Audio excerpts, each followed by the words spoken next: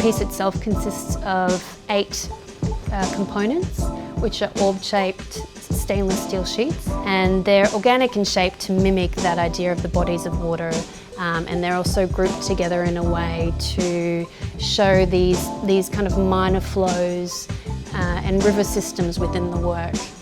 After the plate dries out, I pour a layer of resin over the top to stop the oxidization process, halt it at the point that I'm happy for the rust build-up to be out.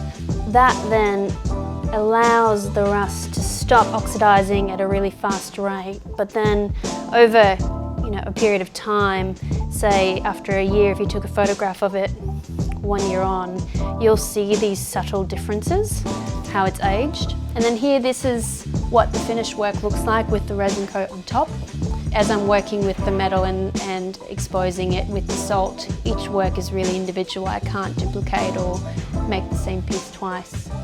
Here I've got some test plates where I've been just trying to see what it'll look like with the finished product. So this is what the stainless steel mirrored plate will look like, and on the reverse we've been trialling some of the UV printing just to see which finishes we're going to be happy with.